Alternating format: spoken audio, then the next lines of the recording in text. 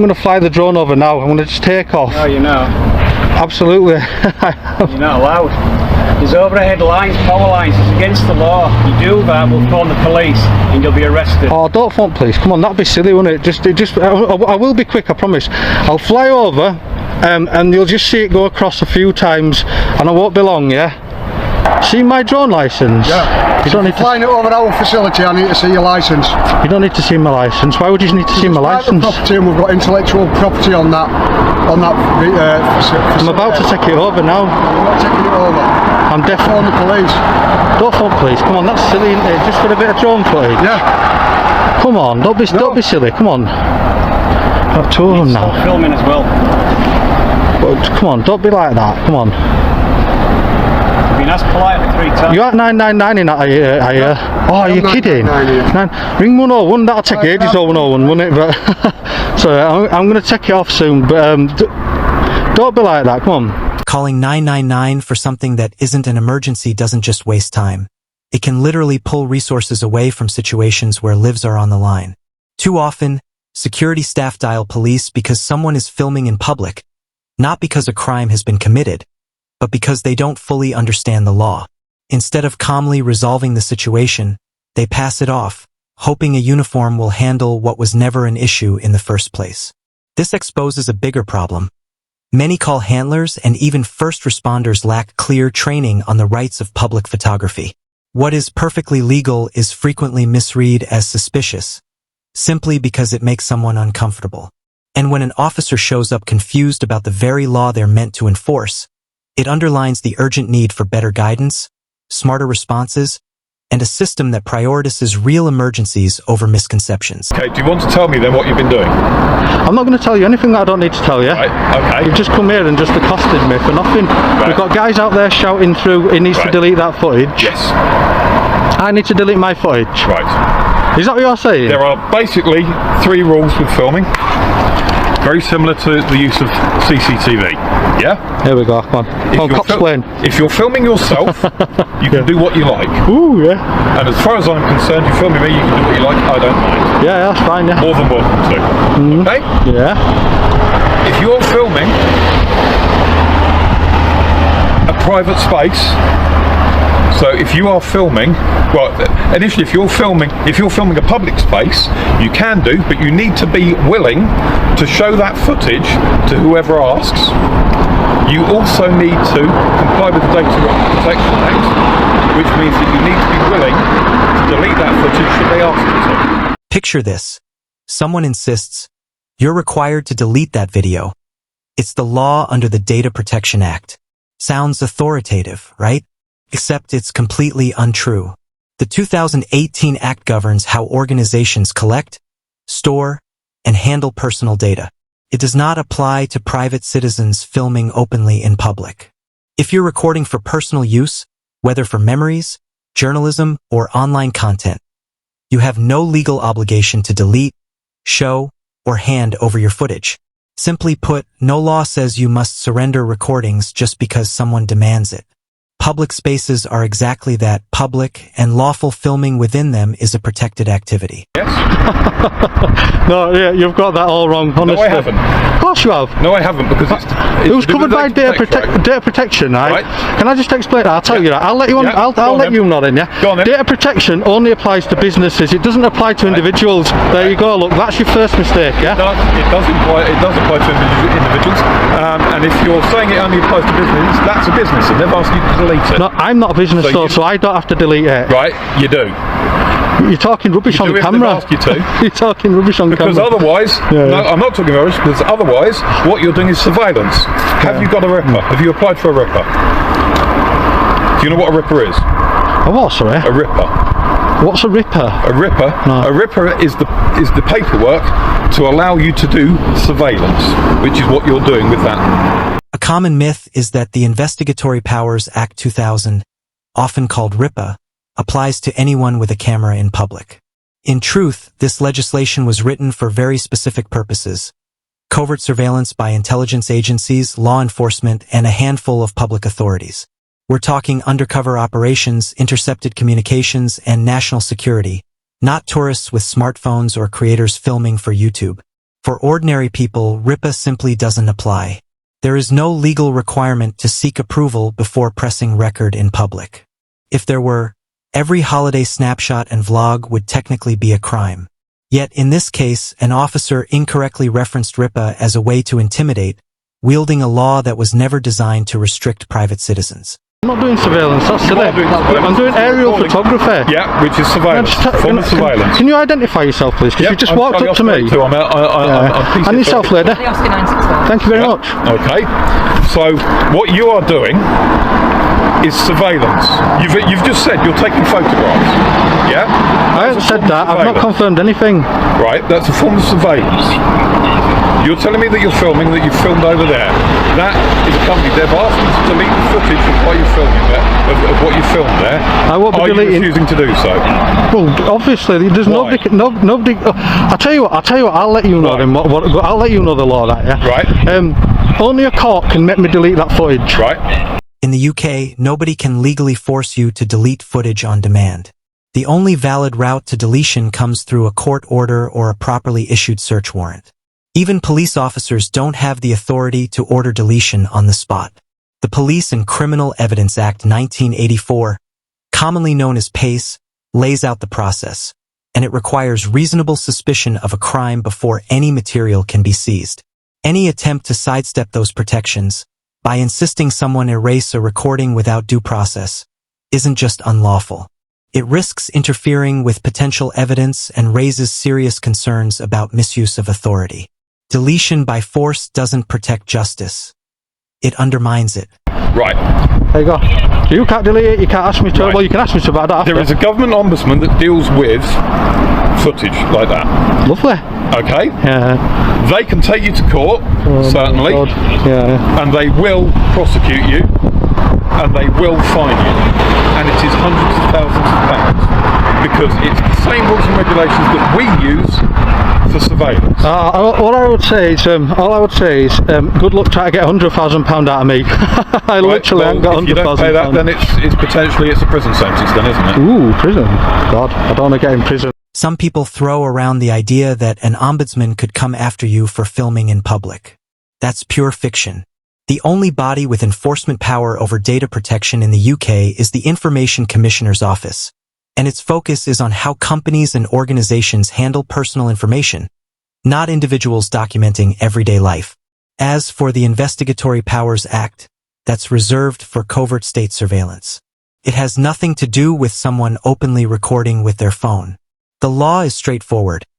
You don't need permission to film in a public space, and no officer has the power to make you delete your footage without a court order. So when threats of fines or legal action are used to silence lawful filming, they're nothing more than scare tactics born of confusion or overreach. Well, I'm asking you nicely, will you delete the footage that you filmed over there? You can ask, can't you? I can ask. Will now. I've not confirmed or denied whether I'm going to delete the footage. Will you delete the footage? Please. What would you do if I don't delete the footage? I'm going back over in a minute. The drone's going back up in a minute. Right. Okay, well, potentially we can get officers here to arrest you and take you away. Arrest me for what? Go on, listen, Right, what for law? breach of data protection. That's not. You're under arrest for breach of data protection. Right. Yeah. You don't have to say anything when questioned. Yeah. Under arrest for data protection. Oh my God. Here's the truth. Data protection laws don't criminalize people filming on the street. They apply to businesses and organizations that collect and process personal information.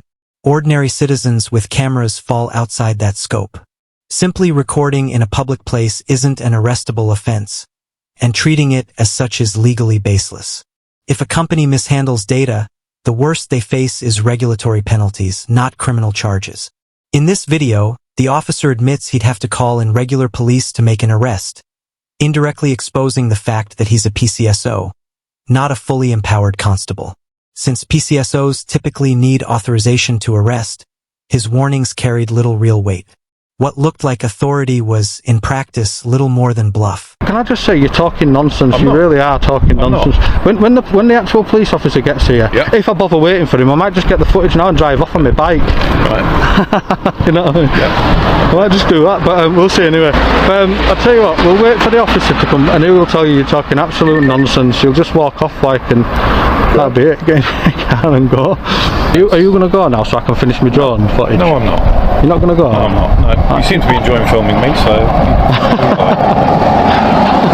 This is crazy. So, are you going to waste police time just by standing here?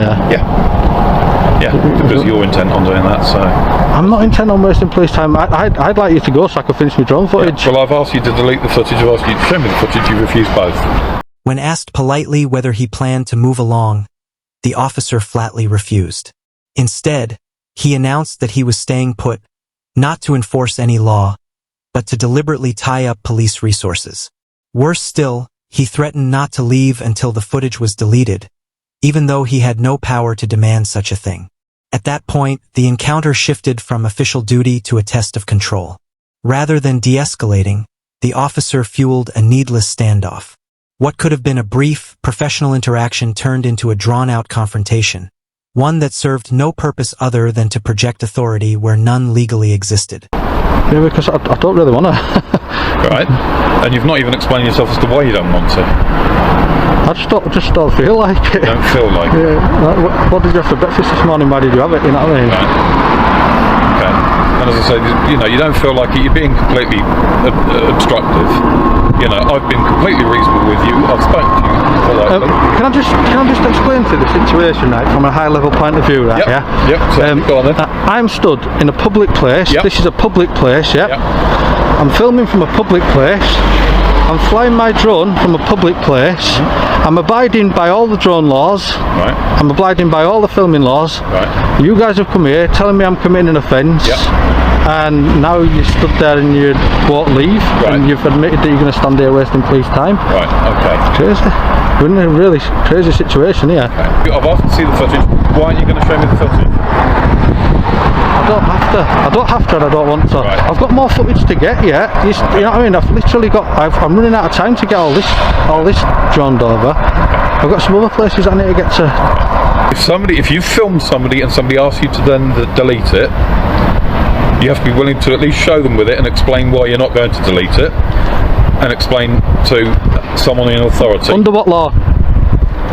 That ends the conversation, doesn't it, really? Under what law? If you explain to me the laws that require me to do something, if you explain to me the law that requires me to do something, I will do it. Let's cut through the confusion.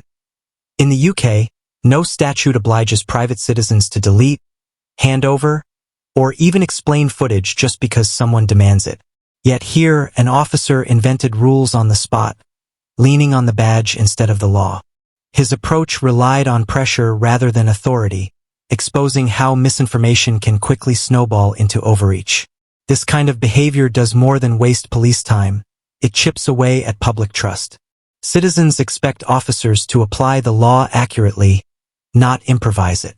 In this case, the situation escalated until a fully trained constable had to step in, summoned by the same PCSO who had already shown a shaky grasp of the legal basics. Flown over the factory? I'd rather not say, but I plan to. You plan to? Yeah. Right. Do you have permission to fly over there with it being private property? What permission? This is what I've just been through with these guys. What permission do I need? It's classed as private property there, so it's classed as trespass. It's not classed as a trespass. If it is classed as a trespass, if I were flying low causing a nuisance, that'd be a civil trespass. It is a civil matter, you're right. That would be a civil trespass. So I don't know why you guys would be getting involved. But if I fly it high, it's not classed as a trespass. If an helicopter flies over, you don't class it as a trespass, do you? I don't think there's any sort of minimum horizontal distance anywhere with drones anymore. I think it's changed. Exactly. You probably know more than I do, to be honest. Yeah, I reckon I probably do. So yeah. To be absolutely clear, UK law does not require you to delete, surrender, or justify your recordings to anyone simply because they ask. Nonetheless, the officer in this case chose to invent rules mid-scene, relying on intimidation instead of legislation. He pressed for compliance through authority alone, not through lawful grounds. That kind of misrepresentation is dangerous. It risks setting precedents where citizens feel coerced into giving up rights they actually hold.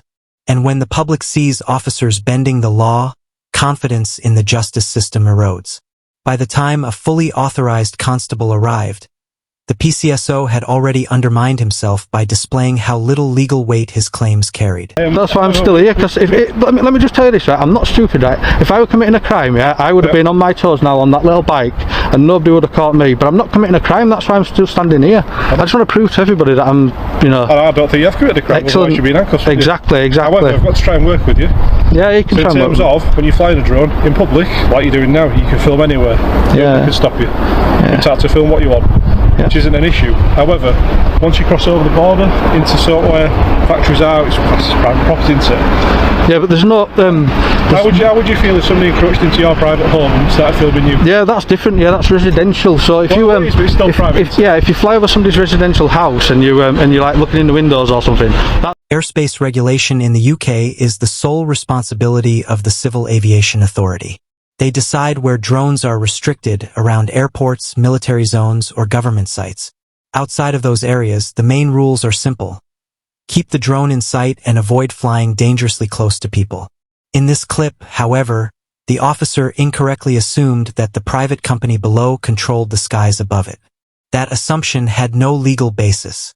By skipping the actual CAA rules and relying on guesswork, he attempted to enforce authority he didn't have. It's a prime example of what happens when assumptions override law, leaving citizens misinformed and rights at risk.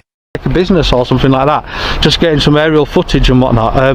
There's no. You're supposed to seek authority from them first, really. It's their private property. No, that's an opinion. That's not a fact. Oh, it's you know. not. Yeah, It's a fact. It's private property. No, because I tell you what. Then It is a civil matter and it is trespass. yeah, I'll tell you what. As soon as you've been so nice to me when you come over, kept your distance or whatever, I'll let you know because I'd know a bit more about you than the drone laws. Yeah. Basically, I can fly over there with this sub 250 drone. I can fly over the private property, and that's because they do not control the airspace or own the airspace. The Civil Aviation Authority controls and owns the airspace, and there are no. I checked before I launched. There are no controls in place over this airspace here. The auditor makes a practical point. If officers want to cut down on unnecessary callouts, they should make it clear from the start that public filming and drone use usually aren't police matters. Instead, many officers dive into debates that only validate the caller's misunderstanding. By refusing to shut down these misconceptions quickly, they encourage more repeat calls about perfectly lawful activities. A calm, simple clarification would prevent wasted time, reduce tension, and free up resources to deal with genuine crimes. Sometimes, the most effective policing is a single, clear explanation. So, for instance, prisons and airports, there's controls in place. You're right. Yeah. So you can't fly over them because the Civil Aviation Authority says you can't, and it's actually a crime to do that. Whereas the airspace over this facility here is not owned by this facility. They can't tell me whether or not I can fly something over or not.